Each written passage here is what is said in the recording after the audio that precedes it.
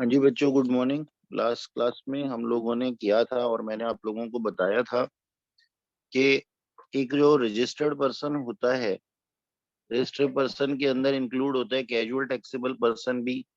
और casual taxable person क्या होता है, अगर आप लोगों को ये चीज याद है तो आप लोगों को पता होगा कि कैजुअल टैक्सेबल पर्सन हम कहते हैं एक ऐसे पर्सन को जो कि रेगुलर बेसिस पे बिजनेस नहीं करता, या फिर करता भी है तो किसी और स्टेट में जा करके फॉर द टाइम बीइंग कुछ ऐसी एक्टिविटी करता है जो कि टैक्सेबिलिटी के दायरे में आ जाती है, तो उसके ऊपर भी जीएसटी लगना शुरू हो जाता है। तो यहाँ पे जो है हमें ये देखना पड़ेगा कि हर रजिस्टर्ड पर्सन, लास्ट क्लास में मैंने आप लोगों को बताया था कि हर रजिस्टर्ड पर्सन जिसके अंदर की कैजुअल टैक्सेबल पर्सन इंक्लूड है लेकिन नहीं इंक्लूड है कंपोजिट डीलर, जो कि कंपोजिशन की स्कीम में आता है। जैसा कि आपको मालूम है कि कंपोजिट डीलर वो होते हैं जो कि 1.50 करोड़ से नीचे की टर्नओवर रखते हैं, या फिर किसी अदर खास स्टेट्स में, स्पेसिफाइड स्टेट्स में 75 लैक्स की लिमिट है यहाँ पे। तो कंपोजिट डीलर को हम छोड़ दें, नॉन रेजिडेंट को छोड़ दें, इनपुट सर्विस डिस्ट्रीब्यूटर को छोड़ दें, टीडीएस डिडक्टर को छोड़ दें और टीसीएस कलेक्टर को छोड़ दें, तो हमारे पास में ये जो लोग हैं, इनके अलावा बचे हुए सारे के सारे रजिस्टर्ड पर्सन या फिर कैजुअल टैक्सेबल पर्सन, उनको क्या करना पड़ता है, उनको अपने पास में रिटर्न फाइल करनी पड़ती है। हमने डिस्कस किया था लास्ट क्लास में जीएसटीआर 1, जीएसटीआर 2 के बारे में, जीएसटीआर 3 के बारे में। और हम लोगों ने ये देखा था कि जीएसटीआर 1, 2 और 3 के अंदर जो है ये मंथली रिटर्न्स होती हैं। डेट्स भी मैंने आप लोगों को बताई थी। और यहाँ पे हमने देखा था कि जीएसटीआर 1 के अंदर जो है, वो जीएसटीआर 1 के अंदर हमारी इनपुट, सॉरी, आउटपुट सप्लाई के बारे में बात होती है। जीएसटीआर 2 के अंदर हमारी इनपुट सप्लाई के बारे में बात होती है जो हमने लिया है। और जीएसटीआर 3 के अंदर कंबाइंड होती है, कंबाइंड सप्लाई की बात होती है। ठीक है। और यहाँ पे जो है एक डेट को अगर आप इंटरचेंज करें, तो ये जो 24th लिखा हुआ है, बाय 22nd लिखा है ना, नॉर्दर्न एंड ईस्टर्न, ये 22nd जो है ये है हमारे पास में। 22nd जो है वो रेस्ट ऑफ द इंडिया के लिए, और 24th जो है ना वो नॉर्दर्न ईस्टर्न इंडिया के लिए है। तो ये डेट्स इस तरीके से, ठीक है। बाकी बुक्स में 20th लिखी हुई है, लेकिन एक्चुअली ये है। अच्छा जी, अब मैंने इन मंथली रिटर्न्स के बारे में आपको बताया था, और हम लोगों ने इसके आगे पढ़ना है अभी आज, कि हमारे पास कुछ एनुअल रिटर्न्स भी होती हैं, जिसमें से कि आज हम मेनली जो पढ़ेंगे वो पढ़ेंगे जीएसटीआर 9 के बारे में, और 9 का एबीसी तीनों पार्ट करें। तो ये हमारे पास में जो है ये सारी चीजें हमें देखनी है। चलिए, तो फिर आज की जो है हमारे पास में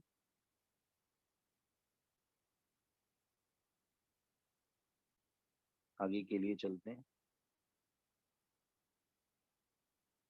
और देखिएगा हमारा नेक्स्ट पेज।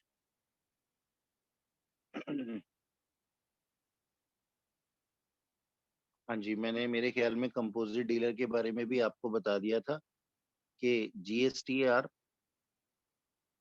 CMP 08 क्वार्टरली जो है वो रिटर्न फाइल की जाती है।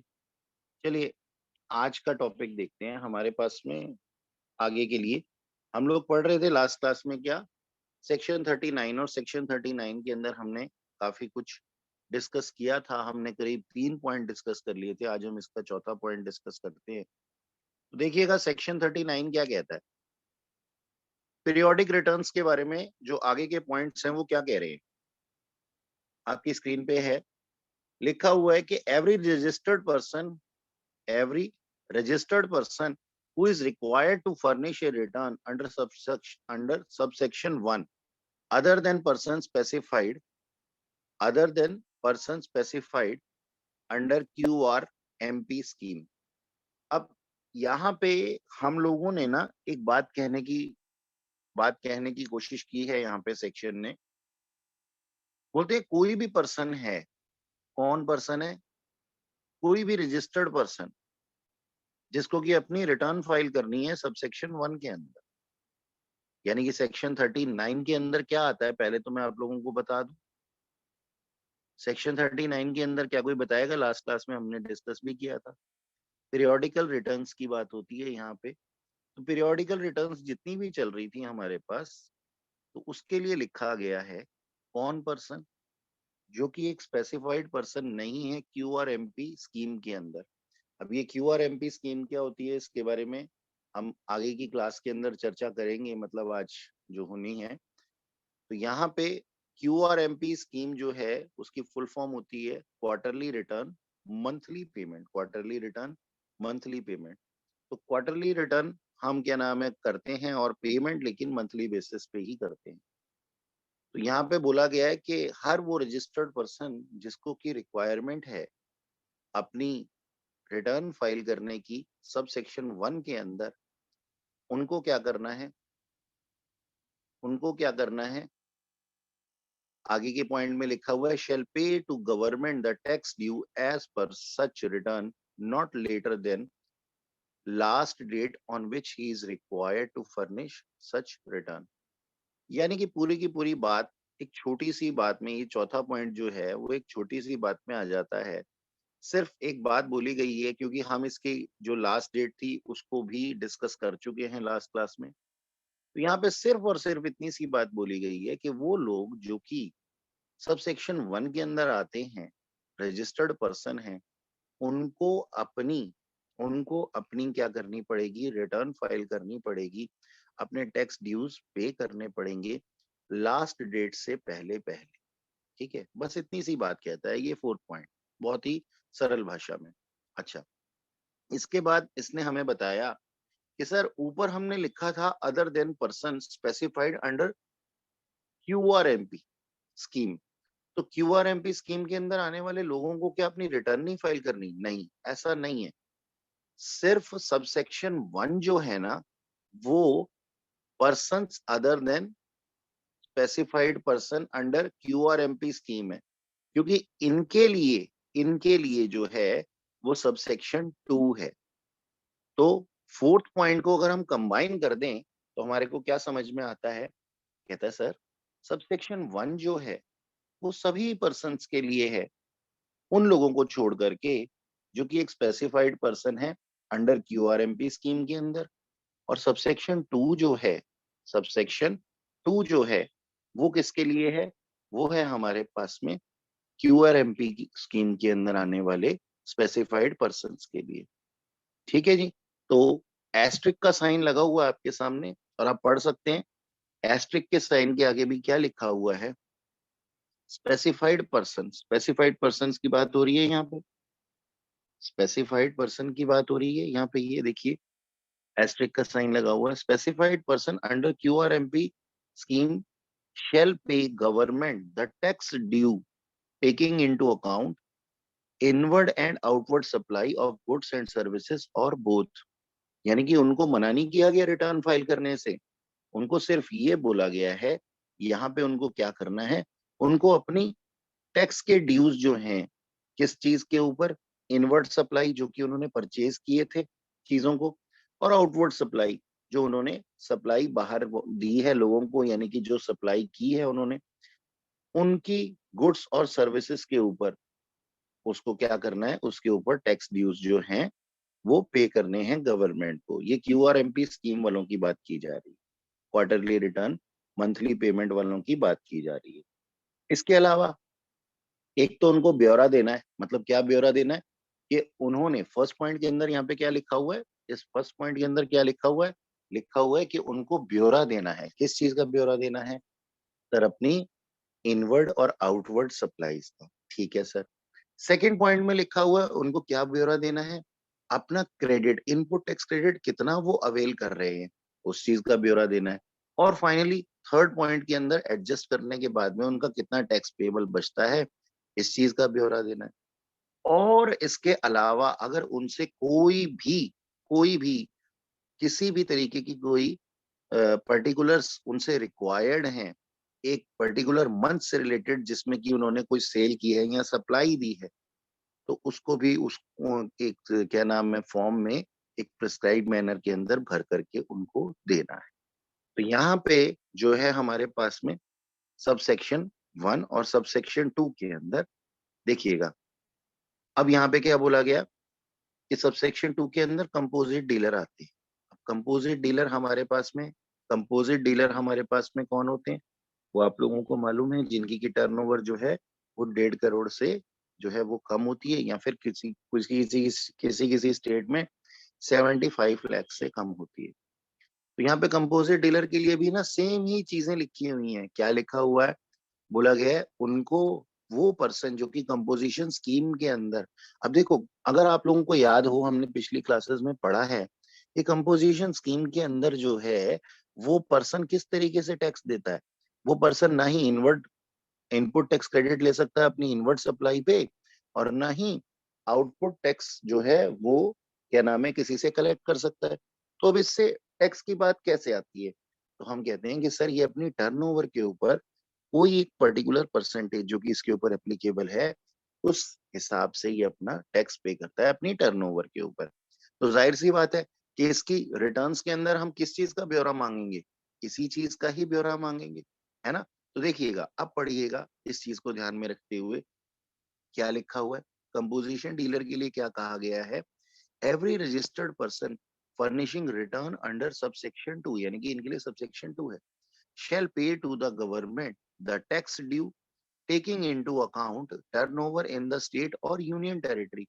यानी कि इनको गवर्नमेंट को टैक्स पे करना है, लेकिन अपनी इनपुट और आउटपुट सप्लाई पे नहीं। क्यों? क्योंकि ये इनपुट और आउटपुट सप्लाई तो करते ही नहीं है, यानी कि करते भी हैं तो उसको तो बेस ही नहीं माना गया, क्योंकि ये कंपोजिशन स्कीम के अंदर है। बेस किसको माना जाता है? टर्नओवर को माना जाता है। तो हम इनसे क्या एक्सपेक्ट कर रहे हैं अपनी रिटर्न के अंदर? कि टर्नओवर के ऊपर जो है आपको क्या नाम है अपना टैक्स ड्यूज देने हैं। ठीक है। और साथ ही ना इनको ना ब्यौरा देना पड़ेगा केवल इनवर्ड सप्लाई ऑफ गुड्स और सर्विसेज और बोथ का, यानी कि जो इन्होंने गुड्स या सर्विसेज परचेज की थी उसका ब्यौरा देना पड़ेगा, और साथ ही कितना टैक्स पेबल है, या फिर एक पर्टिकुलर्स, ऐसे पर्टिकुलर्स जो कि एक पर्टिकुलर टाइम पीरियड के अंदर इन लोगों से जो है हम मांगते हैं। ठीक है। और ये टाइम पीरियड क्या होता है सर? क्वार्टरली बेसिस होता है। क्वार्टरली बेसिस होता है। तो ये पूरा का पूरा जो फोर्थ पॉइंट था, इसने हमारे को क्या बताया कि आपको अपना जो टैक्स है वो गवर्नमेंट को पे करना है well on time before last date. ठीक है। पूरे के पूरे उसके अंदर यही बात बोली गई है। सिर्फ सबसेक्शन 1 जो है वो नॉर्मल पर्सन के लिए है, नॉर्मल पर्सन जो कि अदर देन कंपोजिट डीलर हैं। ठीक है। क्यूआरएमपी स्कीम के अंदर नहीं आ रहे। और फिर सबसेक्शन 2 कंपोजिट डीलर के लिए है। बात दोनों के लिए ही एक ही जैसी बोली गई है। ठीक। अच्छा, अब आगे चलते हैं। ये था हमारा फोर्थ पॉइंट। ठीक।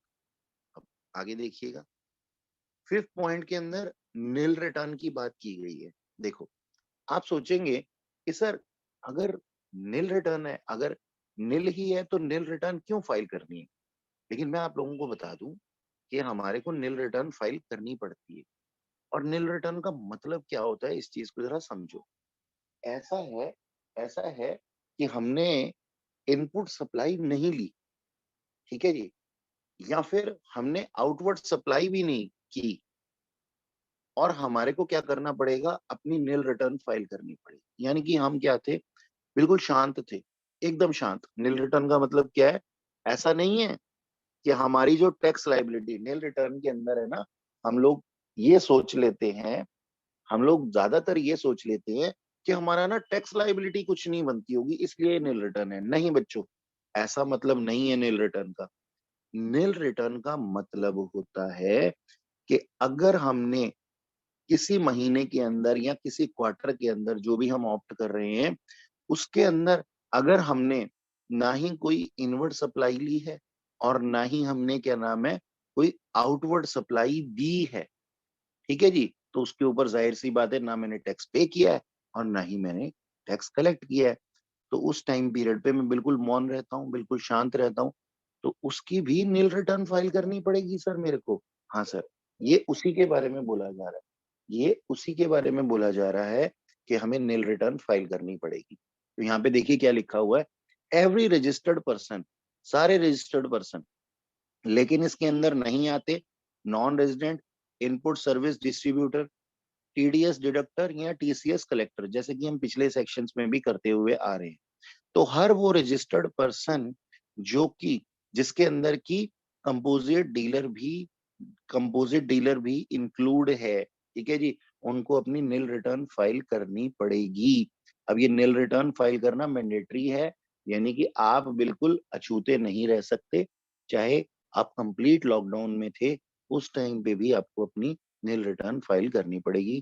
तो 5th पॉइंट इसी के साथ में पूरा हो जाता है कि सर कोई भी रजिस्टर्ड पर्सन हो, इन बताए गए लोगों के अलावा, जिसके अंदर की इंक्लूड है कंपोजिट डीलर भी, उसको भी अपनी निल रिटर्न फाइल करनी पड़ेगी।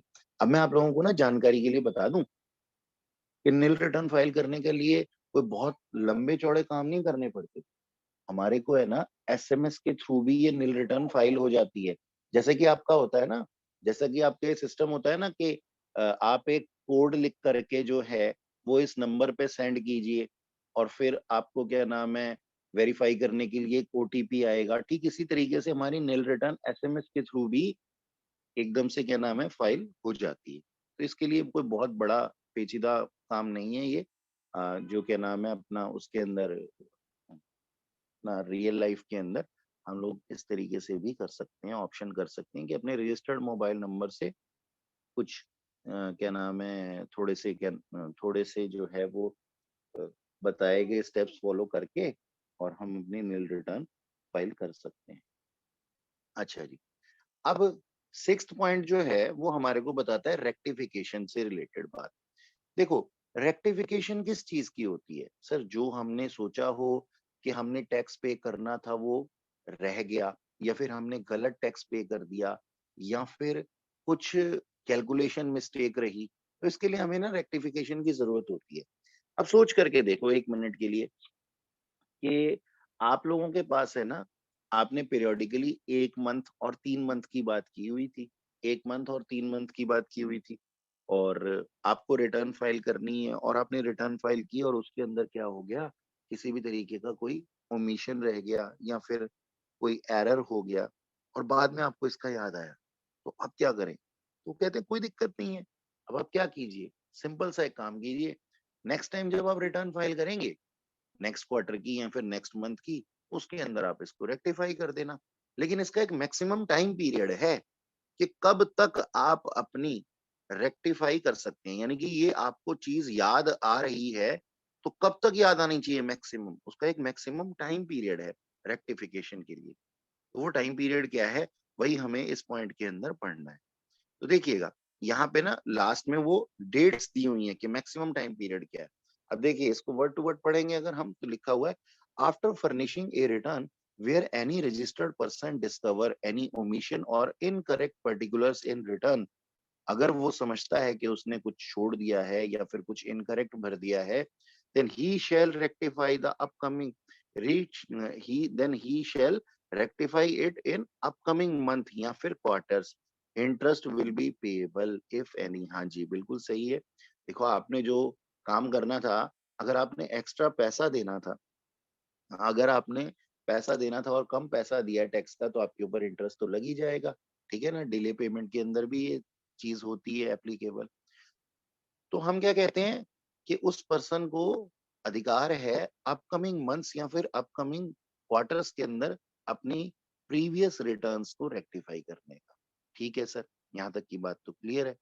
मैक्सिमम टाइम पीरियड की बात करनी है अब हमने। मैक्सिमम टाइम पीरियड क्या है रेक्टिफिकेशन के लिए? अब देखो इन दोनों डेट्स में से जो भी डेट अर्लियर होगी ना, इन दोनों डेट्स में से जो भी डेट्स अर्लियर होगी ना, वो क्या होगा, मैक्सिमम टाइम पीरियड होगा रेक्टिफिकेशन के लिए। यानी कि ऐसा नहीं है कि 10 साल बाद आपको याद आ रहा है, 10 साल बाद याद आ रहा है आपको कि रेक्टिफाई करना है हमने और हम आपको रेक्टिफाई करने देंगे।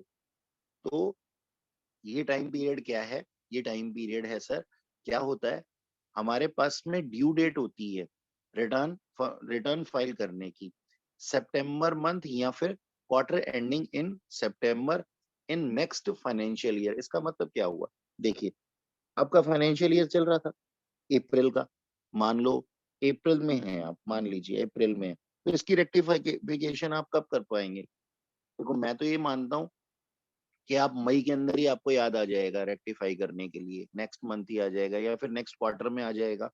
लेकिन मैक्सिमम टाइम पीरियड क्या है? कहता है जी नेक्स्ट फाइनेंशियल ईयर जो आपका है ना, नेक्स्ट फाइनेंशियल ईयर मतलब उस उस ईयर का सितंबर, उस ईयर का सितंबर एंड, यानी कि अगले साल सितंबर से पहले पहले आप इसको रेक्टिफाई कर लो, या फिर actual date of furnishing of relevant annual return जो कि 31 दिसंबर होती है। ठीक है, तो हमने ना दो तरह की रिटर्न्स फाइल करनी होती हैं, आप लोगों को मालूम है कि हमने कौन सी रिटर्न फाइल करनी होती है? मंथली रिटर्न फाइल करनी होती है ना? और साथ ही हमारे को एनुअल रिटर्न्स भी फाइल करनी होती हैं। तो मंथली रिटर्न फाइल करते हैं हम पर मंथ बेसिस या फिर क्वार्टरली रिटर्न बेसिस, ठीक है ना? मंथली वाली किसी के लिए जो है वो क्वार्टरली के लिए भी आ जाती है, क्वार्टरली बेसिस पे भी क्यूआरएमपी स्कीम के अंदर कर सकते हैं हम। लेकिन सभी लोगों को अपनी एक एनुअल रिटर्न भी फाइल करनी पड़ती है, यानी कि अगर मैं सिर्फ मंथली के साथ में चलता हूँ तो आप हर महीने अपना डाटा जो है वो सेंड करते रहेंगे गवर्नमेंट ऑफ इंडिया को, और लास्ट में जाकर के पूरे साल का एक एनुअल डाटा भी सेंड करते हैं। ये कंपल्शन होती है हमारे ऊपर। तो यहाँ पे यही बात लिखी हुई है, कहता है या तो आपने सितंबर month next year, next financial year का जो सितंबर मंथ है उसके साथ ही क्या नाम है रेक्टिफाई करके भेज दो नेक्स्ट ईयर के सितंबर में, या फिर जब आपका एनुअल रिटर्न फाइल होना है ना, जब आपका एनुअल रिटर्न फाइल होना है ना रेलेवेंट ईयर का, उसके साथ तक इन दोनों डेट्स में से जो भी डेट पहले आ जाए उससे पहले पहले आपको रेक्टिफिकेशन कर लेनी चाहिए। तो ये जो नोट्स हैं ये आपको भी इसी तरीके से बनाने हैं अपनी कॉपी में। आगे चलते हैं जी। अब हमारे पास है next section, section 40, first return. अब देखो नाम से ही पता लग जाता है इसके कि फर्स्ट रिटर्न होता क्या है। फर्स्ट रिटर्न, फर्स्ट रिटर्न क्या है हमारे पास में? देखो, आपका रजिस्ट्रेशन हुआ नहीं, है ना? और आपने जो है सप्लाईज देना शुरू किया। अब मान लीजिए आप दिल्ली के अंदर हैं और आप गुड्स की सप्लाई करते हैं, तो आपकी लिमिट कितनी है? सर 40 लाख की लिमिट है फिर आपकी गुड्स के लिए। हम लोगों ने रजिस्ट्रेशन चैप्टर के अंदर ये लिमिट्स को पढ़ा हुआ है ना, हमने रजिस्ट्रेशन चैप्टर के लिए के अंदर इसको पढ़ा हुआ है ना कि भाई हमारी लिमिट्स क्या होती हैं। दो तरह के लोग होते हैं, एक तो जो एक्सक्लूसिवली गुड्स सप्लाई कर रहे होते हैं, या फिर गुड्स और सर्विसेज दोनों सप्लाई कर रहे होते हैं, ठीक है ना? या फिर कुछ लोग ऐसे होते हैं जो सिर्फ गुड्स ही सप्लाई कर रहे होते हैं, जो सिर्फ गुड्स ही सप्लाई कर रहे होते हैं। तो मैं बेस ले लेता हूँ क्योंकि हम दिल्ली के अंदर बैठे हैं, तो मैंने कहा जी एक्सक्लूसिवली मैं गुड्स सप्लाई कर रहा हूँ और मेरी रजिस्ट्रेशन की लिमिट क्या है? सर 40 लाख रुपए है। अगर सिर्फ मैं गुड्स गुड्स ही सप्लाई कर रहा हूँ तो मेरे को 40 लाख रुपए का रजिस्ट्रेशन का लिमिट है। अब मेरा ना 40 लाख रुपए का टर्नओवर मेरा आज एक्सीड हो गया, तो अब आगे क्या होगा? अब जैसे ही एक्सीड होगा अब मुझे अपना रजिस्ट्रेशन कराना पड़ेगा, मुझे अपना रजिस्ट्रेशन कराना पड़ेगा। लेकिन ये रजिस्ट्रेशन जो है ये बन करके आएगा मेरे पास 7 दिनों के अंदर अंदर। जब से मैं 1 महीने के अंदर अंदर मुझे क्या करना है, अपना फॉर्म फिल करना है और बोलना है कि सर मैं अपने आप को रजिस्टर कराना चाहता हूँ। 40 लाख को एक्सीड करते ही अगर मैं दिल्ली में सिर्फ गुड्स सप्लाई कर रहा हूँ, है ना? तो मुझे क्या करना पड़ेगा, मुझे क्या करना पड़ेगा कि अपने आप को रजिस्ट्रेशन कराने के लिए 30 दिनों के अंदर अंदर, जब से मेरी रिक्वायरमेंट थी, जिस दिन मेरी टर्नओवर एक्सीड हुई मेरी रजिस्ट्रेशन की लिमिट से, उस दिन से लेकर के और जब तक मेरा सर्टिफिकेट बन करके नहीं आ जाता, भाई मान लो आज क्या डेट है, आज हमारे पास में जनवरी का महीना चल रहा है और 8 तारीख है, 8 जनवरी है। तो 8 जनवरी को मान लो दिल्ली के अंदर गुड सप्लायर हूं मैं, और मेरी जो क्या नाम है लिमिट थी 40 लाख 1 रुपया हो गई। तो मैं भागा फटाफट से, अरे मैंने कहा जीएसटी पोर्टल पे जाते हैं, और जीएसटी पोर्टल पे जा करके, जीएसटी पोर्टल पे जा करके मैंने अपने आप को रजिस्ट्रेशन कराने की कोशिश की। ठीक है जी, तो मैंने जो भी फॉर्म्स वगैरह भरने थे वो मैंने भर दिए। अब ये रिक्वायरमेंट मैं मुझे कब तक पूरी करनी है, ये रिक्वायरमेंट मेरे को आज से 1 महीने के अंदर अंदर एप्लीकेशन देनी पड़ेगी, और इसके 7 दिनों के अंदर अंदर मेरी रजिस्ट्रेशन बन करके आएगा, रजिस्ट्रेशन सर्टिफिकेट बन करके आएगा, आरसी बन करके आएगी। तो टोटल मेरे पास 37 डेज हो गए ना। अब इन 37 डेज के अंदर क्या मैं किसी तरीके की कोई सप्लाई नहीं दूंगा या फिर कोई सप्लाई नहीं लूंगा? बिल्कुल लूंगा सर, दुकानदार आदमी हूँ। 37 दिनों तक खाली कैसे बैठ सकता हूँ? मान लो मैं मैक्सिमम टाइम पीरियड के साथ ही अगर जा रहा हूँ, तो 37 डेज तक मैं कैसे खाली बैठ सकता हूँ? तो उसके लिए बोला गया कि आपको अपनी फर्स्ट रिटर्न फाइल करनी होगी। जब भी आप अपना पहला मंथ का पहली रिटर्न फाइल करेंगे, जब से आप क्या नाम है रजिस्टर हुए थे, तो उसके साथ आपको इन 37 दिनों के अंदर हुए 37 डेज, क्या मैं मैक्सिमम टाइम पीरियड बोल रहा हूँ ना, ये 37 दिनों के अंदर हुए जो भी आपने खरीद फरोख्त किए हैं, सप्लाई ली है या फिर सप्लाई दी है, और इनपुट टैक्स क्रेडिट आपका जितना भी है, और आउटवर्ड सप्लाई भी जितनी आपने की है उसके ऊपर जितना आपने टैक्स कलेक्ट किया है, उस सब का आपको ब्यौरा देना पड़ेगा, और उसको हम कहते हैं सेक्शन 40 के अंदर क्या, फर्स्ट रिटर्न। फर्स्ट रिटर्न की बात जो मैं कर रहा हूँ, फर्स्ट रिटर्न की जो मैं बात कर रहा हूँ, वो सिर्फ उसकी बात नहीं कर रहा हूँ कि जब से मेरा रजिस्ट्रेशन सर्टिफिकेट बन करके आ जाएगा उसके बाद से जो मेरी रिटर्न फाइल होनी शुरू हो जाएंगी, नहीं। रजिस्ट्रेशन सर्टिफिकेट तो बन करके आएगा, लेकिन जब से आपको रजिस्ट्रेशन सर्टिफिकेट लेना मैंडेटरी था, और जब तक आपको रजिस्ट्रेशन सर्टिफिकेट मिला है, उस टाइम पीरियड के अंदर अंदर जितने भी आपने खरीद फरोख्त किए हैं, सप्लाईज दी हैं, सेल परचेज की है, सेल परचेज की है, उसके अंदर उसका ब्यौरा भी आपको अपनी फर्स्ट रिटर्न के अंदर देना पड़ेगा। तो देखो, अब जरा पढ़ें इस चीज को, आसान भाषा में क्या लिखा हुआ है। देखो, every registered person who has made outward supply in pre registration period, pre registration period, ठीक है जी। अब यहाँ पे क्या लिखा हुआ है, within bracket, period start with the date on which the person liable for registration till the date of grant of registration. यानी कि वो स्पेसिफाइड टाइम पीरियड उन्होंने कर दिया है। Every registered person who has made outward supply in pre-registration period shall declare the same in his first return. In his first return, यानी कि उसको रजिस्ट्रेशन सर्टिफिकेट लेने से पहले उसने जितनी भी सप्लाई की है, लेकिन कब के बाद, जब से वो लाइबल था रजिस्ट्रेशन लेने के लिए, तो ये मैक्सिमम टाइम पीरियड कितना होता है, 37 डेज हो सकते हैं। उसको अपनी फर्स्ट रिटर्न के अंदर अंदर उसको अपनी फर्स्ट रिटर्न के अंदर जो है बताना जरूरी है। और अगर आप लोगों ने मेरे साथ में चैप्टर बहुत अच्छे से पढ़े हैं तो आपको याद होगा, मैंने बताया था कि जिस दिन से आपका रजिस्ट्रेशन बन करके तैयार हो जाता है, जिस दिन से आपका रजिस्ट्रेशन बन करके तैयार हो जाता है, उसके 30 दिनों के अंदर अंदर आपको प्रीवियस टाइम पीरियड, जो कि यहाँ पे विद इन ब्रैकेट लिखा हुआ है, इसके इनवॉइसेस, रिवाइज्ड इनवॉइस भी इशू करने पड़ते हैं, ताकि ये टैक्स इनवॉइसेस बन सकें, ताकि ये टैक्स इनवॉइसेस बन सकें। 30 दिनों का टाइम पीरियड होता है इसको रिवाइज कराने का। ठीक है जी। तो सेक्शन 40 के अंदर फर्स्ट रिटर्न के अंदर अगर कोई बात तुम्हारे को समझ नहीं आई है तो पूछ सकते हो। हाँ जी, आगे देखते हैं। आगे लिखा हुआ है हमारे पास में एनुअल रिटर्न। अब ये एनुअल रिटर्न क्या कहता है? एनुअल रिटर्न बहुत ही आसान है।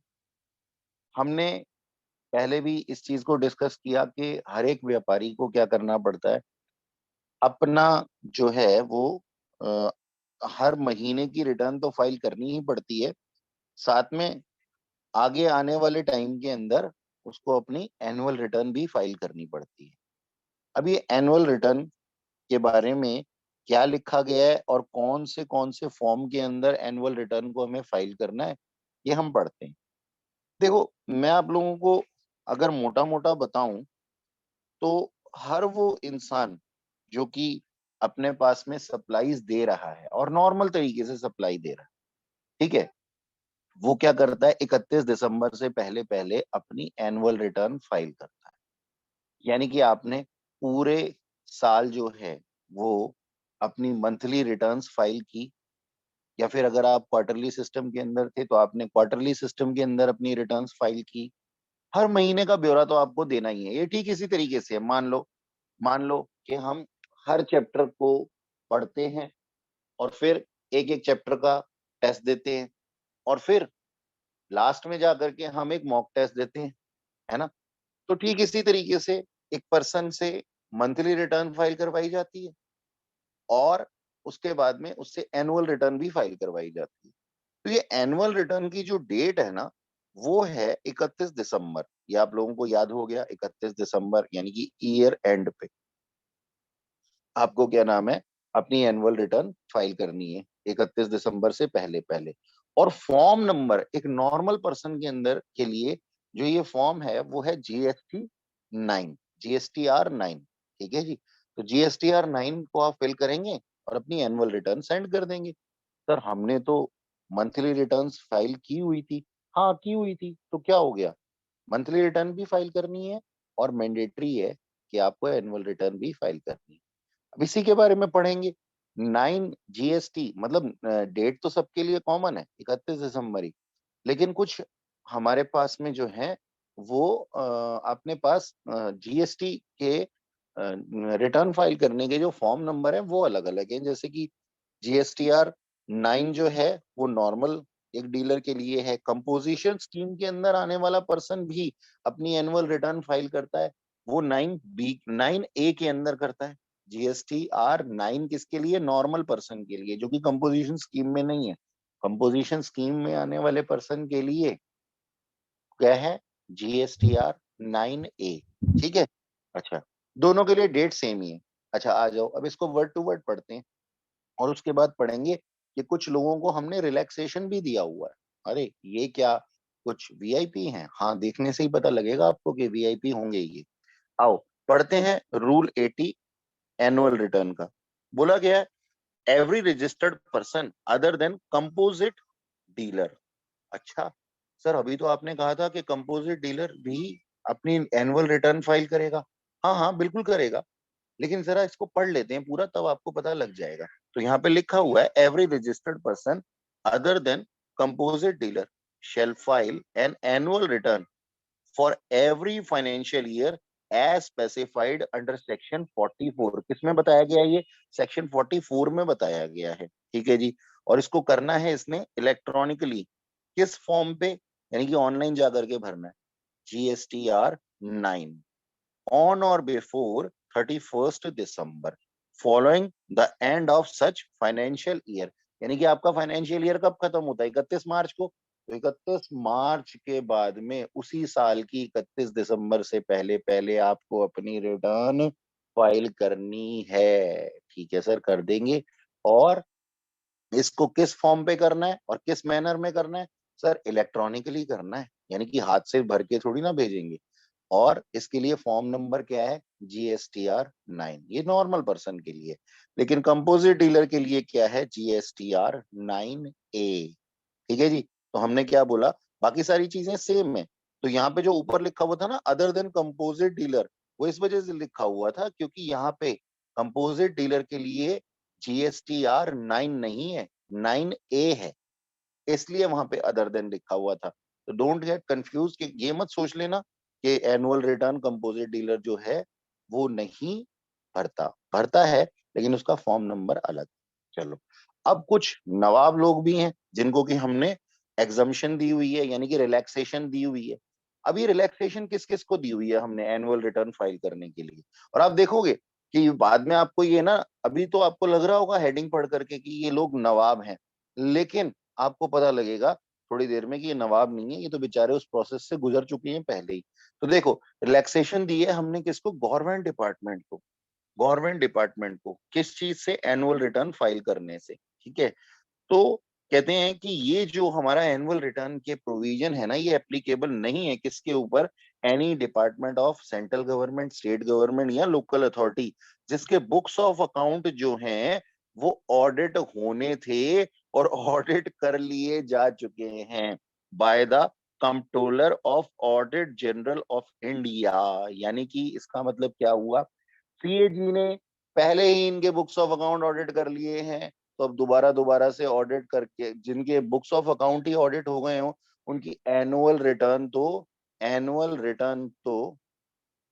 जो है वो हमारे पास में एनुअल रिटर्न तो फाइल ऑटोमेटिकली जैसे हो ही चुकी होगी। यानी कि हमने जो है गवर्नमेंट डिपार्टमेंट का ना, मैं आप लोगों को बताऊं, गवर्नमेंट डिपार्टमेंट के ना ऑडिट होते हैं, गवर्नमेंट डिपार्टमेंट के ऑडिट होते हैं। ठीक है सर, और ये सीएजी कंडक्ट करते हैं। ठीक है, तो सीएजी ने जिसके क्या नाम है ऑडिट कर लिए हैं, अपनी रिपोर्ट के अंदर उस चीज को सही बता दिया है, तो उसके लिए हमारे को उनकी सेल्फ डिक्लेयर्ड एनुअल रिटर्न की जरूरत नहीं रह जाती। तो ये रिलैक्सेशन रिलैक्सेशन भी क्यों है?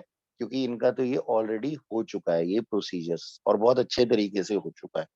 ठीक है, तो एक बारी फिर पढ़ लो इसको। फर्स्ट पॉइंट के अंदर कौन है? Central government, state government, local authority. Second point में लिखा हुआ है जिसके बुक्स ऑफ अकाउंट ऑडिट होने थे। नंबर 3 किसके द्वारा?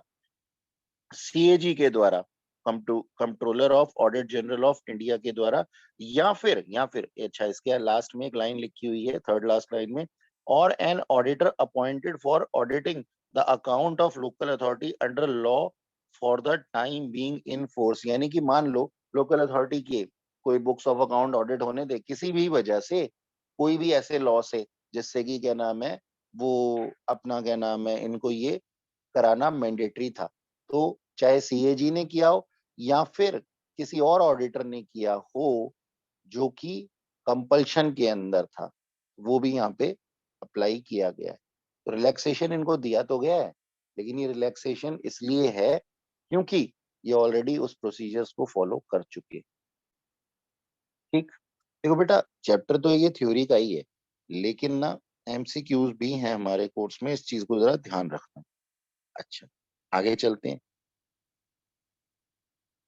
हाँ जी, अब मैंने अभी तक आपसे बात की किसके बारे में? 9 के बारे में। 9 में जीएसटीआर 9 के अंदर कौन था? कोई भी नॉर्मल पर्सन था, कोई भी सप्लाई देने वाला नॉर्मल पर्सन था। 9A में कौन था? कंपोजिशन स्कीम के अंदर आने वाला डीलर। अच्छा, अब 9B के अंदर है e commerce operator. E commerce operator को तो बहुत अच्छे से जानते हैं आप लोग, अमेजोन, फ्लिपकार्ट, उबर, जोमैटो, है ना, ये सब का नाम तो आपने सुना ही है। तो ये ई कॉमर्स ऑपरेटर जो है ना, जो कि टीसीएस कलेक्ट करते हैं, टीसीएस कलेक्ट करते हैं, उनको अपनी रिटर्न फाइल करनी पड़ेगी जीएसटीआर 9B के अंदर। अब ये टीसीएस कलेक्ट करते हैं, ये सेक्शन 52 में लिखा हुआ है, और जो कि हमारी कोर्स में अभी नहीं है, सीए फाइनल्स के अंदर है। तो यहाँ पे सिर्फ हम क्या याद रखेंगे कि ई कॉमर्स ऑपरेटर अपनी एनुअल रिटर्न किस फॉर्म में क्या नाम है भेजते हैं? 9B के अंदर, जीएसटीआर 9B के अंदर। ठीक है जी। अच्छा, ये तो था हमारे पास में, मतलब हमने क्या एनुअल रिटर्न के बारे में पढ़ा। नंबर 1, 9 किसके लिए? नॉर्मल पर्सन के लिए। कंपोजिट डीलर के लिए 9A, और फिर किन लोगों को रिलैक्सेशन मिली? इसके बाद में हमने ई कॉमर्स ऑपरेटर का 9B पढ़ लिया। ठीक है, अब थर्ड पॉइंट देखते हैं, थर्ड पॉइंट देखते हैं। यहाँ पे 9C आ जाएगा, 9C आ जाएगा। ठीक है जी। अब 9C भी जीएसटीआर 9C जो है वो कुछ लोगों के लिए है, और ये पर्सन कौन लोग हैं? जिनकी की टर्नओवर 5 करोड़ को एक्सीड कर जाती है। अब इस चीज को याद रखना, क्या बोला मैंने? 5 करोड़, 5 करोड़ को एक्सीड कर जाती है, इसमें फाइनेंशियल ईयर में, ड्यूरिंग फाइनेंशियल ईयर। तो चलो अब इस चीज को हम पढ़ लेते हैं। यहाँ पे लिखा हुआ है every registered person other then, अब इनको छोड़ करके, किनको छोड़ करके, इनपुट सर्विस डिस्ट्रीब्यूटर को छोड़ करके, या फिर जो पर्सन टैक्स पे कर रहे हैं 51 और 52 के अंदर, जिसको कि हम फाइनल्स के अंदर पढ़ेंगे, या फिर कैजुअल टैक्सेबल पर्सन, या फिर कोई नॉन रेजिडेंट टैक्सेबल पर्सन, इन लोगों को छोड़ करके जितने भी लोग हैं जिनकी की टर्नओवर जो है वो फाइनेंशियल ईयर में एक्सीड कर गई थी 5 करोड़ को, उनको भी अपना self certified self certified reconciliation statement जो है वो जीएसटीआर 9C के अंदर जो है वो भेजनी है अपनी एनुअल रिटर्न के साथ साथ। देखो मैं पहले तो मैं आप लोगों को बता दूं, सुनो जरा ध्यान से। नॉर्मल कोई भी पर्सन है, नॉर्मल कोई भी पर्सन है, वो अपने पास में जीएसटीआर 9 के अंदर भर रहा है, ठीक है ना। अब यहाँ पे है ना 9C के अंदर ना एक बात और बोली गई है कि अगर आपकी टर्नओवर जो थी वो 5 करोड़ को एक्सीड कर गई थी और आपने ना बहुत बारी कुछ रिकंसिलेशंस किए हैं अलग अलग मंथ्स के अंदर, भाई पहले आपने गलत पे कर दिया था, बाद में आपने उसको रिकंसाइल करके दोबारा से ठीक करके भेजा है, तो आपको ना केवल आपको अपनी एनुअल रिटर्न फाइल करनी है, बल्कि वो जो रिकंसिलेशन जितनी बार भी की है ना, आपने रिकंसाइल जितनी बार भी किया है ना प्रीवियस स्टेटमेंट्स को, उसका भी ब्यौरा आपको अपनी एनुअल रिटर्न के साथ में 31 दिसंबर से पहले पहले देना है। किसमें? जीएसटीआर 9C के अंदर, बशर्ते आपकी जो टर्नओवर है वो 5 करोड़ से ऊपर हो, यही बोला गया है, ठीक है। थर्ड पॉइंट के अंदर आप इसको पढ़ सकते हैं। और बाकी सबसे लास्ट में लिखा हुआ है इस चीज के लिए रिलैक्सेशन दिया गया है। किसको रिलैक्सेशन दिया गया है? देखो सेम एज बिफोर जो पॉइंट नंबर 1 में था, अब आप इसको देख सकते हैं यहाँ पे पॉइंट नंबर 1 में जो सबसे लास्ट में रिलैक्सेशन टू गवर्नमेंट दिया हुआ है वो यहाँ पे भी एप्लीकेबल है थर्ड पॉइंट के अंदर, ठीक।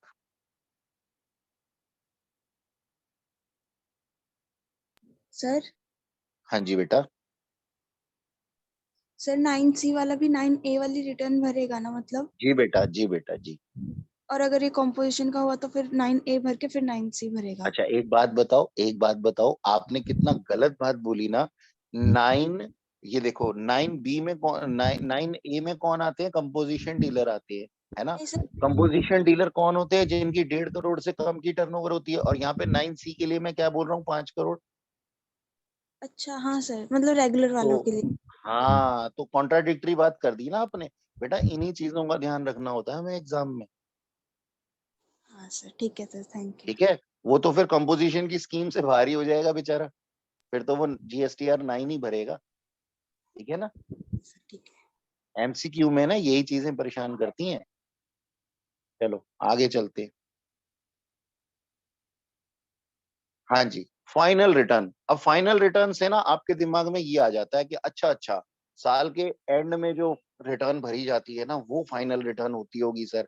लेकिन अगर एनुअल रिटर्न को हम एनुअल रिटर्न कहते हैं, जो कि सारी रिटर्न्स के बाद, मंथली रिटर्न्स के बाद भरी जाती है, और एनुअल रिटर्न को हम पढ़ चुके हैं, तो फिर ये फाइनल रिटर्न किस चीज का नाम है? मतलब कि 3 टाइप की रिटर्न हो गई सर, 3 टाइप की रिटर्न्स हो गई हमारे पास। एक तो मंथली रिटर्न्स हो गई, एक हमारी एनुअल रिटर्न्स हो गई, और एक फाइनल रिटर्न भी हो गई। नहीं बेटा, फाइनल रिटर्न सबको नहीं भरनी पड़ती, फाइनल रिटर्न सबको नहीं भरनी पड़ती। फाइनल रिटर्न भरनी पड़ती है उन लोगों को जिनका की कैंसिलेशन हो गया है रजिस्ट्रेशन सर्टिफिकेट का, किसी भी ऑर्डर के द्वारा, या फिर अगर उन्होंने खुद को ही जो है सरेंडर कर दिया है रजिस्ट्रेशन सर्टिफिकेट को। अब ये बात तो हम रजिस्ट्रेशन के अंदर पढ़ चुके हैं कि कौन लोग होते हैं रजिस्ट्रेशन चैप्टर के अंदर, कि किस तरीके से कौन सा ऑर्डर पास करके उसका रजिस्ट्रेशन सर्टिफिकेट जो है वो कैंसिल किया जा सकता है, या फिर वो कभी कभी खुद से भी अपनी क्या नाम है सप्लायर ना रहे, बिजनेस को बंद कर दे, तो अपने रजिस्ट्रेशन सर्टिफिकेट को सरेंडर करवा सकता है। तो ये उस टाइम पे काम आएगा हमारे, जब हमारा रजिस्ट्रेशन सर्टिफिकेट एग्जिस्टेंस में ना रहा हो। तो हमारे को ये चेक करना है सेक्शन 45 फाइनल रिटर्न का जो है वो क्या कहता है, और मैक्सिमम टाइम पीरियड क्या है इस रिटर्न को फाइल करने का। मैक्सिमम टाइम पीरियड क्या है यही बताता है हमारे को सेक्शन 45। तो सेक्शन 45 ये कहता है कि हर वो पर्सन जिसको कि अपना रजिस्ट्रेशन उसने कैंसिल करवा लिया है या फिर उसका रजिस्ट्रेशन सर्टिफिकेट जो है वो कैंसिल हो गया है, उसको 3 महीने के अंदर अंदर, अब underline it in your mind, कितने महीने के अंदर, 3 महीने के अंदर अंदर जो है वो अपनी फाइनल रिटर्न भरनी पड़ेगी। अब सर 3 महीने के अंदर अंदर ठीक है, लेकिन 3 महीने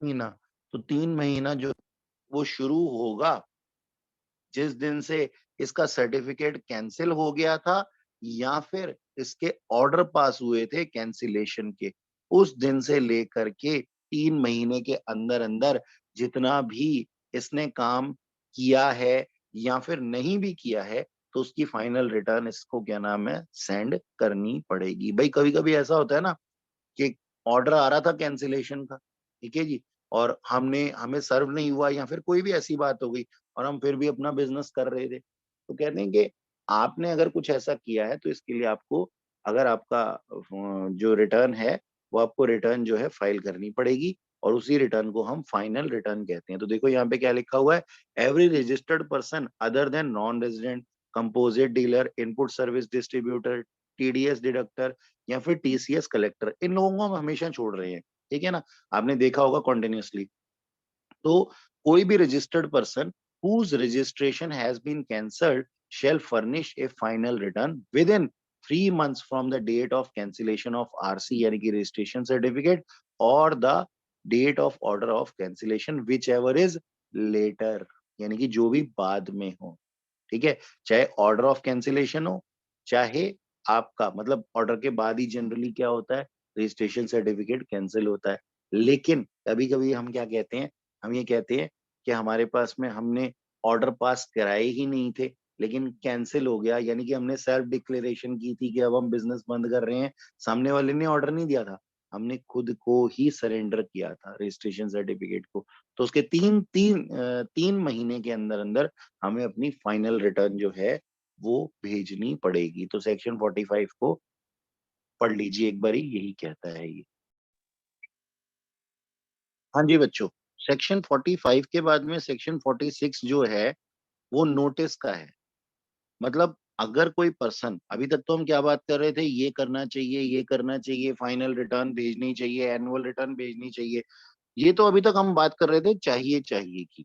अब हम बात करेंगे कि अगर आपने जो चाहिए था वो नहीं किया तो हम आपको नोटिस सर्व करेंगे, ठीक है जी, डिपार्टमेंट आपको नोटिस सर्व करेगा। और वो किसके अंदर बोला गया है, सेक्शन 46 के अंदर बोला गया है। क्या बोला गया है, अब ध्यान से सुनना इस चीज को।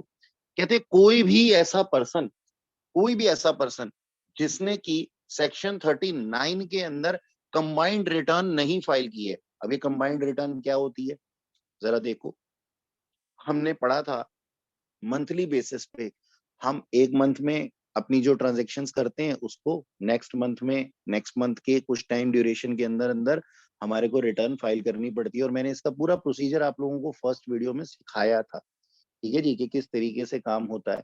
अच्छा, तो खैर, एक पर्सन जिसने की अपनी कंबाइंड रिटर्न नहीं फाइल की, अब कंबाइंड रिटर्न का मतलब मैं यहाँ बता रहा था, एक रिटर्न होती है कि मैंने कितना टैक्स कलेक्ट किया है अपने कस्टमर से, दूसरी रिटर्न होती है कि मैं जिसका कस्टमर हूं उसको मैंने कितना टैक्स पे किया था, यानी कि इनपुट टैक्स क्रेडिट का। अब तीसरी जो रिटर्न है, ये किस चीज की रिटर्न है, कंबाइंड रिटर्न है। किस चीज के लिए, कि सर मेरी नेट टैक्स लाइबिलिटी ये बनती है, ये एक रिटर्न है जो कि मैंने टैक्स कलेक्ट किया है उसके लिए, एक रिटर्न है जो मैंने टैक्स पे किया था ऑलरेडी उसके लिए, और तीसरी क्या है, कंबाइंड रिटर्न है। तो यहाँ पे बात हो रही है कंबाइंड रिटर्न की, सेक्शन 39 के अंदर कंबाइंड रिटर्न आती है। तो हम क्या कह रहे हैं कि हर ऐसा रजिस्टर्ड पर्सन जिसने की कंबाइंड रिटर्न फाइल नहीं की है अंडर सेक्शन 39, या फिर जिसने एनुअल रिटर्न फाइल नहीं की है सेक्शन 44 के अंदर, ठीक है ना, यानी कि एक पर्सन, जिस पर्सन ने मंथली बेसिस पे तो अपना काम बखूबी कर दिया है रिटर्न्स फाइल करके, लेकिन उसने एनुअल रिटर्न फाइल नहीं की, तो उसको भी नोटिस इशू हो सकता है। या फिर किसी पर्सन ने अगर एनुअल रिटर्न फाइल कर दी है और मंथली नहीं की उसे भी नोटिस इशू हो सकता है, यानी कि दोनों कंपलसरी है। अच्छा, इसके अलावा अगर मान लो किसी का रजिस्ट्रेशन सर्टिफिकेट कैंसिल हो गया, जो अभी हमने ऊपर पढ़ाई है सेक्शन 45 के अंदर, तो उस पर्सन ने अगर फाइनल रिटर्न नहीं सेंड की तो हम क्या कर देंगे, इसको नोटिस इशू कर देंगे। तो एक बार फिर से मेरे साथ में ध्यान देना जरा, कहते हैं आपको कंपलसरी है कि आप मंथली बेसिस पे अपनी जो है सेक्शन 39 के अंदर मंथली रिटर्न फाइल करें। कौन सी वाली? कंबाइंड वाली। ठीक है सर। नंबर 2, आपको एनुअल रिटर्न सेक्शन 44 के अंदर भी मैंडेटरी है फाइल करना। ठीक है सर। और इन केस अगर आपका रजिस्ट्रेशन सर्टिफिकेट कैंसिल हो गया है तो आपको फाइनल रिटर्न भी सेंड करनी है सेक्शन 45 के अंदर। अब ये फाइनल रिटर्न हमेशा हर पर्सन के लिए नहीं होती, सिर्फ उसी के लिए होती है जिसका कैंसिलेशन हो रहा होता है। ये तो बड़ा ऑब्वियस सी बात है, जिसका बिजनेस बंद हो रहा होगा उससे बात करेंगे।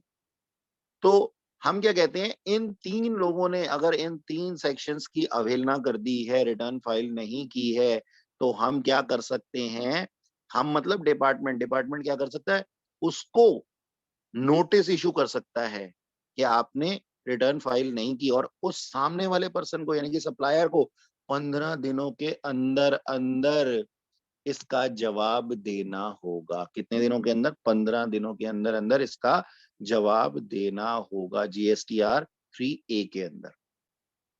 तो जरा वर्ड टू वर्ड पढ़ लेते हैं। Where a registered person fail to furnish a return under section 39, that is combined return of inward and outward supply, और सेक्शन 44 के अंदर एनुअल रिटर्न, और सेक्शन 45 के अंदर final return, then a notice shall be issued requiring him to furnish such return, यानी कि उसको धमकी देने के लिए नोटिस इशू किया जा सकता है, requiring him to furnish such returns within 15 days।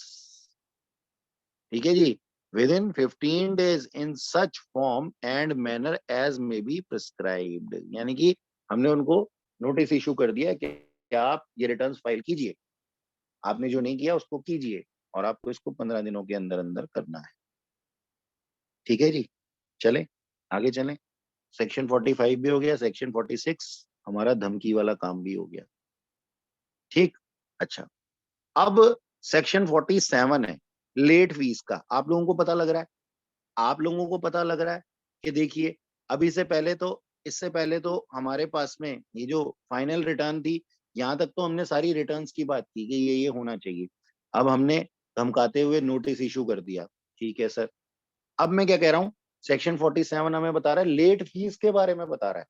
मतलब अगर आपने रिटर्न फाइल करने के अंदर डिले कर दिया है तो ये सेक्शन 47 हमारी मदद करने वाला है। किस काम के लिए? लेट फीस के लिए, क्योंकि सर काम देर से करोगे तो लेट चार्जेस तो लगेंगे ना। बिल्कुल। तो हमने क्या बोला कि अगर आपने डिले कर दिया है GSTR 1 को, 2 को, 3 को या 10 को, ठीक है जी, 1 2 3 हमारे पास में क्या है, मंथली बेसिस पे होता है, 10 एनुअली बेसिस पे होता है। तो हमने क्या बोला, अगर आपने इन रिटर्न्स को, पीरियोडिक रिटर्न्स को और फाइनल रिटर्न्स को, जो कि भरी जानी थी GSTR 1 2 3 या फिर 10 के अंदर, उनको आपने डिले कर दिया है, उनको आपने क्या कर दिया है सर, डिले कर दिया है, तो आपको लेट फी पे करनी पड़ेगी। कितनी लेट फी पे करनी पड़ेगी सर? 100 रुपए पर डे के हिसाब से। 100 रुपए पर डे के हिसाब से आपको जो है ये लेट फी पे करनी पड़ेगी। कब तक? जब तक कि आप इस काम को पूरा नहीं कर देते, यानी कि इन रिटर्न्स को फाइल नहीं कर सकते। कौन कौन सी रिटर्न्स को? GSTR 1 2 3 और 10 को। ठीक है, यानी कि जब तक आपका ये फेलियर चलता रहता है रिटर्न्स को फाइल ना करने का, तब तक हर दिन के हिसाब से आपके ऊपर 100 रुपए की लेट फीस लगेगी। अब मजे की बात ये है कि जब लगा दिया 100 रुपया, तो उसके बाद में गवर्नमेंट के दिमाग में आया, और ये जून 2021 की बात है, नोटिफिकेशन नंबर हमारे पास में आई थी। तो क्या बोला गया, कहते हैं सर हम ना इस प्राइस को रिड्यूस कर रहे हैं, इस प्राइस को रिड्यूस कर रहे हैं, मतलब नॉर्मली क्या लिखा हुआ है 100 रुपीज, लेकिन ना हमने रिड्यूस कर दिया इसको। क्या रिड्यूस कर दिया? रिड्यूस कर दिया 1/4 अमाउंट तक, यानी कि 25 रुपए पर डे कर दिया। अब हमने इसको क्या कर दिया, लेकिन अगर आपसे कोई एग्जाम में पूछता है ना, तो आप इसको लिखेंगे पूरा ही कि ₹100 है और उसके बाद में रिड्यूस टू 25 हो गया, तो रिड्यूस टू 25 कर दिया हमने। और कंपोजिशन डीलर के लिए जो, या फिर कंपोजिशन डीलर ना भी हो, जिसको अपनी रिटर्न फाइल करनी है, जिसको अपनी नील रिटर्न फाइल करनी है, तो उसके लिए ये क्या है, ₹10 रिड्यूस करके ₹10 कर दिया गया। एक बारी फिर से मैं बोलता हूँ, देखो मैं बताता हूँ आपको। एक पर्सन है, रजिस्टर्ड पर्सन है, और वो रजिस्टर्ड पर्सन क्या कर रहा है, वो रजिस्टर्ड पर्सन क्या कर रहा है, उसको अपनी जीएसटीआर 1 जो था वो क्या नाम है, फाइल करनी थी। लेकिन उसने जीएसटीआर 1 फाइल करने में करीब 3 दिन का टाइम लगा दिया। अब नॉर्मल रूल क्या कहते हैं, यानी कि 3 दिन का टाइम लगा दिया, 3 दिन डिले कर दिया उसको, तो इसकी ₹300 की चार्जेस हो गए। इस चार्जेस को ₹300 ना मान करके ₹75 माना जाएगा, यानी कि 25 इंटू 3 किया जाएगा, ₹75 की लेट फी उससे ली जाएगी। जहां पे ₹300 लिए जा रहे थे, जहां पे ₹300 लिए जा रहे थे, वहां पे सिर्फ ₹75 लिए जा रहे हैं, ₹75 लिए जा रहे हैं, ठीक है जी। और अगर उसने अपनी निल रिटर्न को, यानी कि देखो कितना मैंडेटरी है ना ये निल रिटर्न भी फाइल करना, कि अगर आप निल रिटर्न को, जिसमें कि आपको कोई भी टैक्स लायबिलिटी नहीं बन रही और सामने से ना आपने कोई सप्लाई ली है ना ही सप्लाई दी है, निल रिटर्न फाइल कर रहे हैं, आप निल रिटर्न को भी जो है डिले नहीं कर सकते, वरना आपके ऊपर ₹10 पर डे के जो है वो चार्जेस लग जाएंगे। यानी कि ये ₹10 का चार्जेस ना, आप ये मत समझना कि सिर्फ ₹10 ही तो है, 10 दिन लेट कर देंगे सर, ₹100 का तो हम बर्गर भी खा लेते हैं, ऐसा मत सोचना। इस चीज की, मामले की संगीनता को देखो, कि वो चाहते हैं इवन इफ अगर आपके पास में जो है निल रिटर्न भी आपने फाइल करनी है, तब भी ये डिले नहीं होनी चाहिए, मतलब वो ये कहना चाहते हैं, वरना हम आपको पेनल्टी लगा देंगे। बात ₹10 या ₹100 की नहीं है, यहाँ पे मैंडेटरी जो दिखाई दे रहा है वो क्या दिखाई दे रहा है, कि आपकी निल रिटर्न होते हुए भी आपको लेट फीस लग जाएगी। चलो, अब ये तो था मिनिमम अमाउंट, ये तो था मिनिमम अमाउंट, ₹100 मिनिमम जिसको कि रिड्यूस कर दिया गया, और मैक्सिमम ये कितना हो सकता है, ₹5000 तक जा सकता है, ठीक है सर। यानी कि मैक्सिमम, यानी कि आप कितना भी इसको डिले कर दो, ₹100 से मल्टीप्लाई करके आपका ये मैक्सिमम अमाउंट 5000 से ऊपर नहीं जा सकता। अच्छा, अब सरकार के दिमाग में आया कि यार हमने जो मिनिमम अमाउंट था उसको तो रिड्यूस कर दिया पर डे वाला, मैक्सिमम अमाउंट को भी रिड्यूस कर देना चाहिए जो कि ₹5000 है ना। तो उन्होंने ना ये बोला, कहते हैं ठीक है सर, हम क्या करेंगे, रिडक्शन कर देंगे मैक्सिमम लेट फी के अंदर भी। मैक्सिमम कितनी है, 5000 है ना, तो मैक्सिमम फीस, लेट फीस के अंदर भी हम रिडक्शन कर देते हैं। अगर आपको ऊपर देखो, सबसे ऊपर क्या लिखा हुआ है, ऊपर देखो सबसे ऊपर क्या लिखा हुआ है, कि आपने लेट फी देनी है किसके लिए, जीएसटीआर 1, 2, 3 और 10 के लिए। तो अब मैं बता रहा हूं, ये जो रिडक्शन हुआ है ना 5000 के अंदर, मैक्सिमम लेट फी के अंदर, ये रिडक्शन कौन से वाले के लिए है? अगर आपको रिटर्न फाइल करनी थी फॉर्म 1 में या फिर 3B में, ठीक है। अब ये मैं आपको लिखवा चुका हूँ लास्ट क्लास के अंदर कि कौन सा कब क्या नाम है फॉर्म यूज होता है, ठीक है, किस काम के लिए होता है। तो ये चीज के लिए आपको लास्ट क्लास में वापस जाना पड़ेगा अगर आप भूल गए हैं तो यहाँ पे हम क्या कह रहे हैं, 5000 की लिमिट को भी कम कर दिया। अगर आपको अपनी जीएसटीआर 1 भरनी थी या फिर 3B भरनी थी, और आपको भरनी है कितनी, निल रिटर्न, यानी कि आपकी इनवर्ड एंड आउटवर्ड है, निल रिटर्न आपको फाइल करनी है। मैं जीएसटीआर 1 का ही एग्जांपल ले लेता हूँ। तो कोई पर्सन था जिसने की डिले कर दिया, तो मिनिमम अमाउंट उसका कितना हो गया, ₹25, और मैक्सिमम जो 5000 था ना उसको, सॉरी ₹25 नहीं, निल रिटर्न के लिए तो ₹10 था, ठीक है। तो कोई पर्सन था जिसकी की निल रिटर्न थी, और निल रिटर्न उसने डिले फाइल की है, डिले फाइल की है, तो इसका मिनिमम जो अमाउंट था वो कितना था, ₹10, और मैक्सिमम कितना हो सकता है सर, ₹250। तो देखो, इसको 5000 को भी हमने रिवाइज कर दिया। सर फिर ये लिखा ही क्यों है 100 और 5000, जब हमने इसको रिवाइज कर दिया। तो बच्चों, जो चीज है वो हमें करना पड़ेगा। ये नोटिफिकेशन के अंदर डाली गई लिमिट्स हैं, ₹25 या ₹10, इसको कभी भी हटाया भी जा सकता है एक ही नोटिफिकेशन डाल करके। तो फिर हमारा कौन सा लॉ पिक्चर में आ जाएगा, वही 100 और 5000 वाला। तो ध्यान दीजिएगा इस बात को, कि ये जून 2021 के अंदर नोटिफिकेशन के द्वारा मैक्सिमम लिमिट्स को क्या नाम है जो है मिनिमाइज किया गया है, ठीक है, कम किया गया है इन लेट फीस को। तो हमें ये भी ध्यान में रखना है। चलो आगे चलते हैं, और ये चीजें ना हमें एमसीक्यू के अंदर परेशान करती हैं। तो एक पर्सन है जिसको कि मैं क्या बता रहा था, अपनी नील रिटर्न फाइल करनी थी, तो उसको आज की डेट में अगर क्या नाम है मिनिमम अमाउंट की हम बात करें पर डे के हिसाब से तो कितना है, 10 रुपए, और मैक्सिमम अमाउंट कितना हो गया सर, 250 रुपए, यानी कि 5,000 को भी कम करके हमने 250 कर दिया, 250 कर दिया। चलो अब आगे चलते हैं। अगर आपको GSTR 1 और 3B फाइल करनी थी, ठीक है जी, और आपकी टर्नओवर जो थी वो 1.5 करोड़ रुपए तक थी, यानी कि हो सकता है आप कंपोजिशन की स्कीम के अंदर भी हो, लेकिन कंपोजिशन की स्कीम के अंदर आने वाले पर्सन जो है वो GSTR 01 से बाहर हो जाते हैं। तो खैर चलिए, मैं यहाँ पे ना अब टर्नओवर की बात कर रहा हूँ आपसे, कि मैक्सिमम अमाउंट जो है वो 5,000 रिड्यूस करके 1,000 कर दिया गया, लेकिन एक कंडीशन है, क्या, कि आपकी जो टर्नओवर है वो 1.5 करोड़ से कम होनी चाहिए, वो 1.5 करोड़ से कम होनी चाहिए।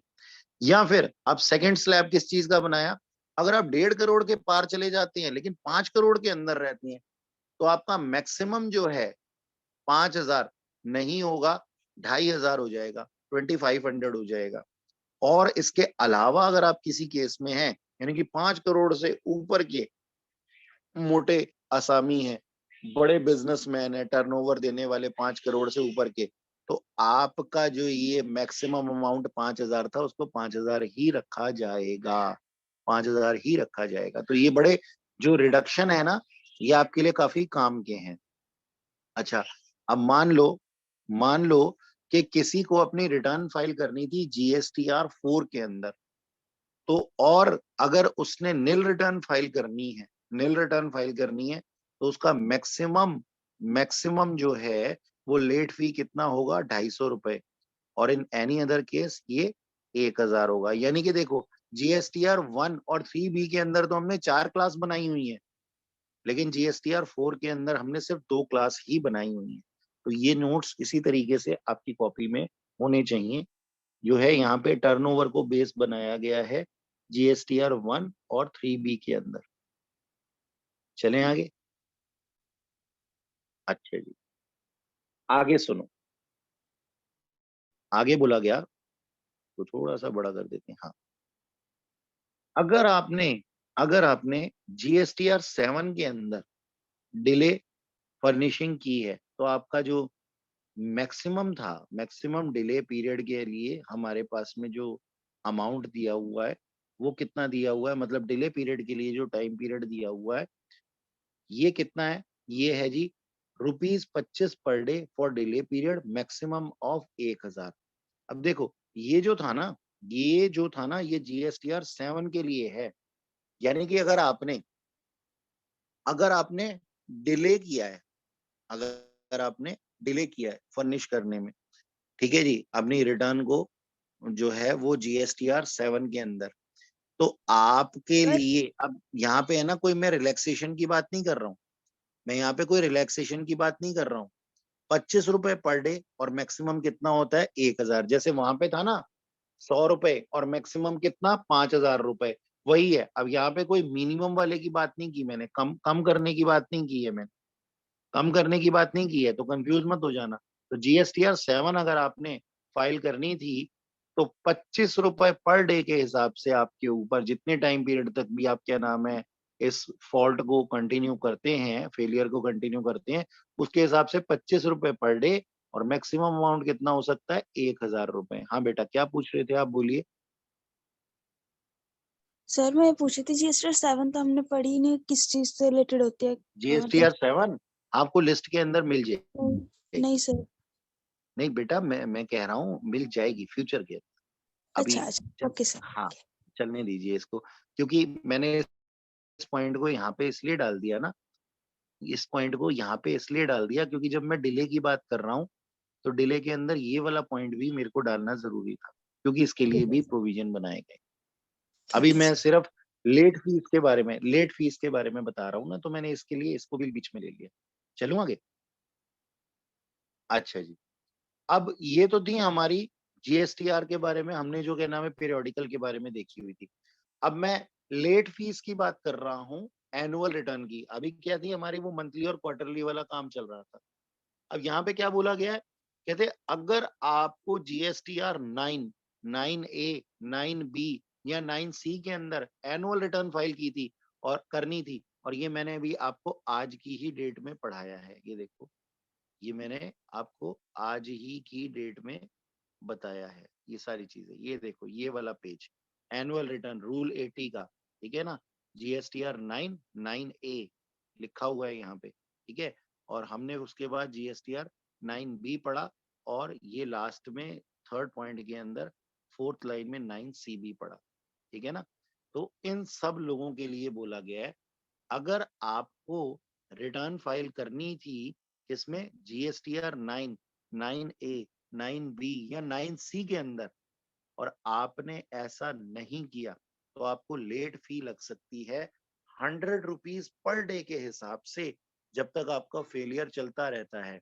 लेकिन ये, अब ध्यान से सुनना इसको, लेकिन ये अमाउंट जो है वो आपकी टर्नओवर जो आपने स्टेट या यूनियन टेरिटरी के अंदर की है उसके 0.25%, 25% नहीं, 0.25% से ज्यादा नहीं हो सकता, 0.25% से ज्यादा नहीं हो सकता। तो 0.25 ये एमसीक्यू के अंदर आ सकता है आपको, ठीक है।